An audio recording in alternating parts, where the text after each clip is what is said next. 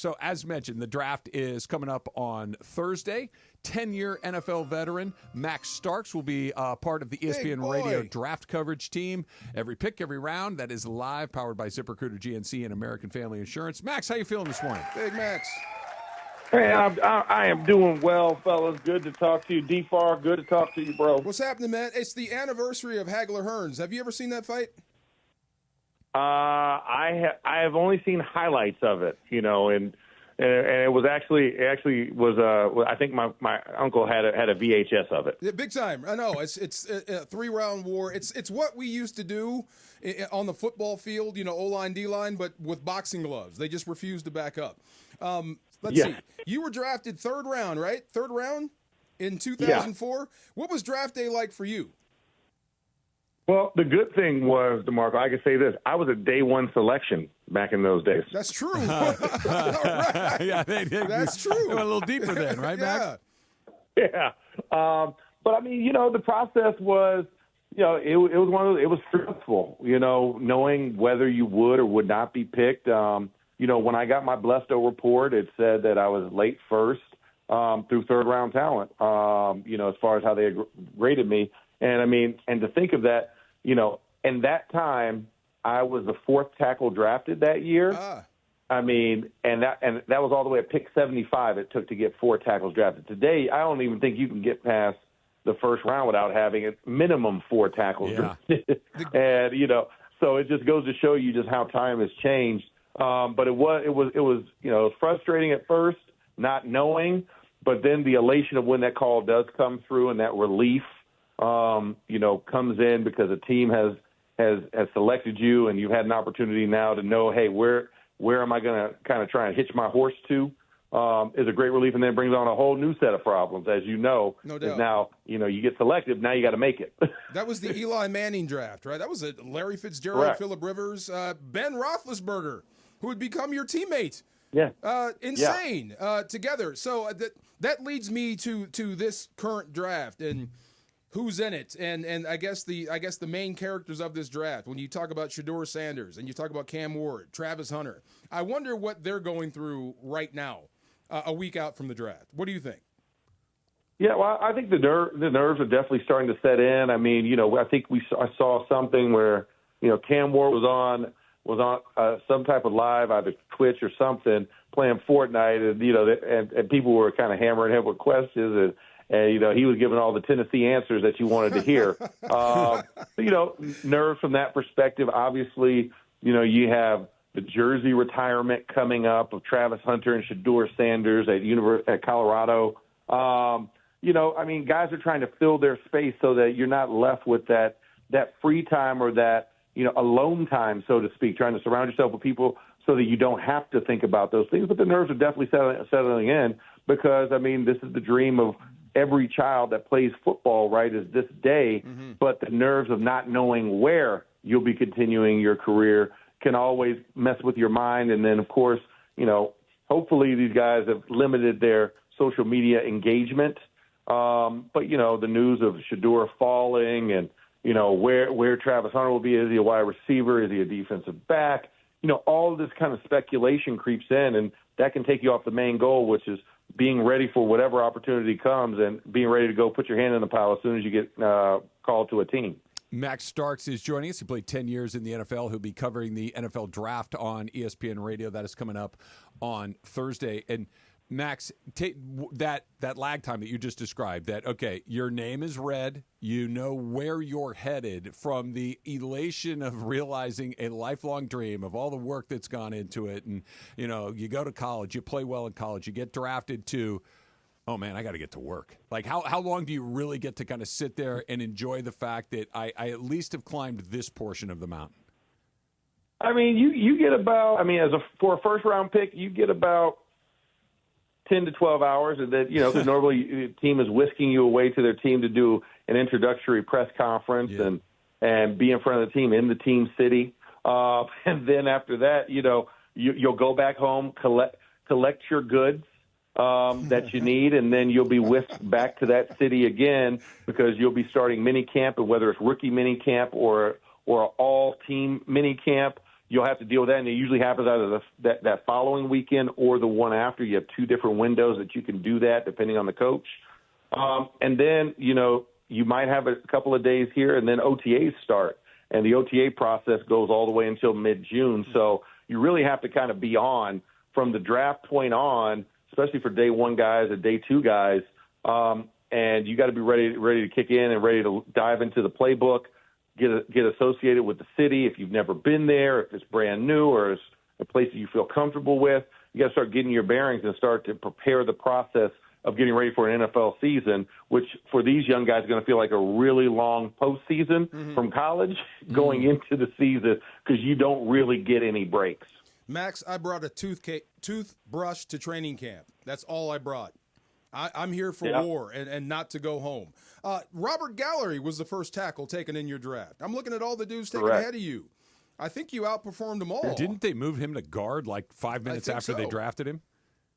They did. I was there for that first game. It literally lasted one series at left tackle for Robert. And they bumped him in. And then he settled in at guard for the rest of his career. Wow, crazy. Vernon Carey, I don't remember. Jacob Rogers, I don't remember. And then there's Max Starks. Unbelievable. See, the draft is a crapshoot. You never know. You're on draft analysis this week, right? Correct. Okay. Starting next Thursday, a week away. Okay, do you do a team-by-team breakdown to get ready? Yeah, I mean, I look at the needs of the teams, and I look at what their off-season activity's been, going into this, and then, of course, trying to identify what true need is based with what's available on the board. Because, best available is a very subjective and arbitrary word that's thrown around a lot. Right. But it's really, it comes on a case-by-case analysis. So I try and make sure that I'm prepared. I've got my board, and I've got all the big additions and losses to pair with what the needs are of the current roster. Just how to break it. I'm just curious what you think about the Rams and their marriage with Matthew Stafford, an aging quarterback, and they had a pretty good run last season, a young defense. I'm wondering how you see this draft stacking up with what's available and what this team might need.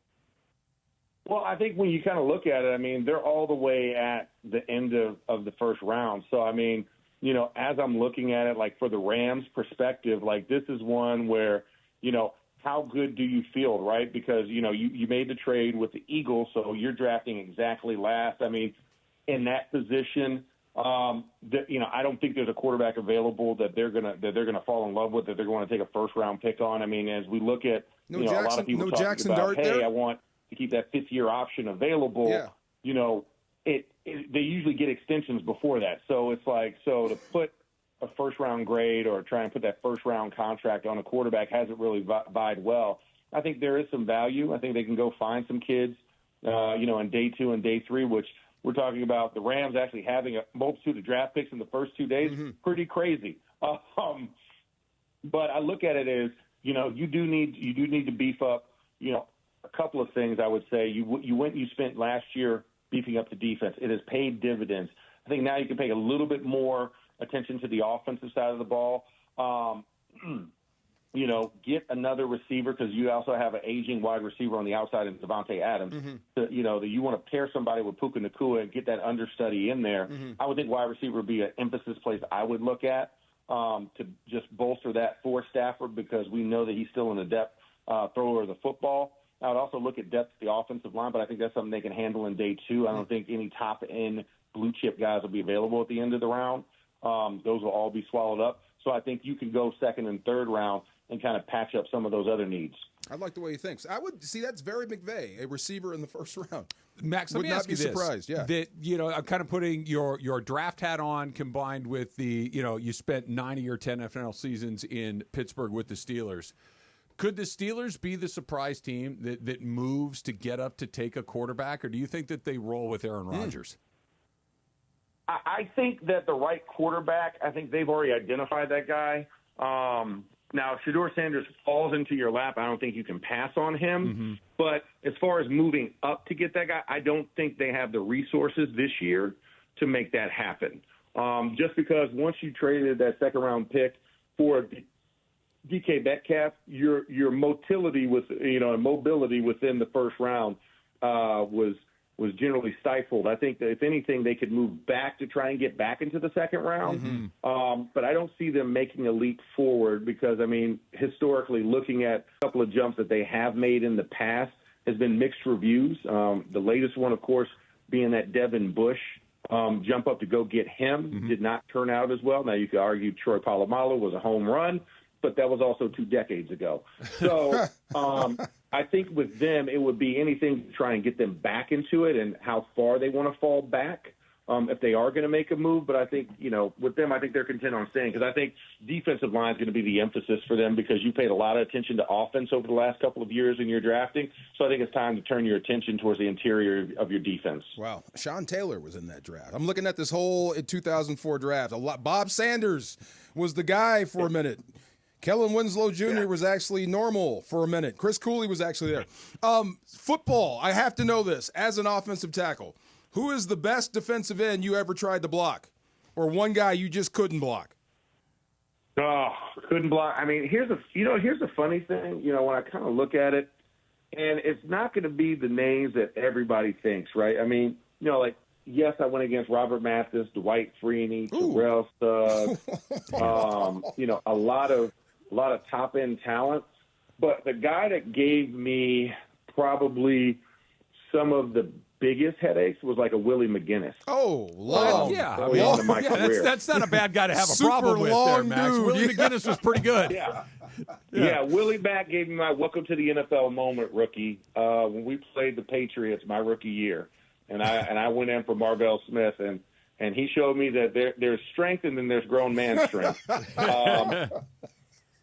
He gave me a headache. Now, the Cleveland Browns edition of Willie McGinnis, not the same. Yep. Another guy that was tough, Trevor Price. Oh, yeah. Underrated. Man, Price, that first step was lethal, man. If you didn't have a good game plan pre-snap, he was going to give you a very bad game plan in return. Love it. Max Starks will be on the ESPN Radio draft coverage that is coming up on Thursday. Every pick, every round live, presented by ZipRecruiter, GNC, and American Family Insurance. Yes. Max, thanks so much. That was great. You knew the spin my move was pleasure, coming. guys. Y'all take care. You knew the spin move was coming from Freeney, right? Yeah, 4 steps. 4 steps. It was coming every time. You knew it was coming and still couldn't stop it. I love it. That's And great. still just looked at it and got a holding penalty. My man. Thank you, Max.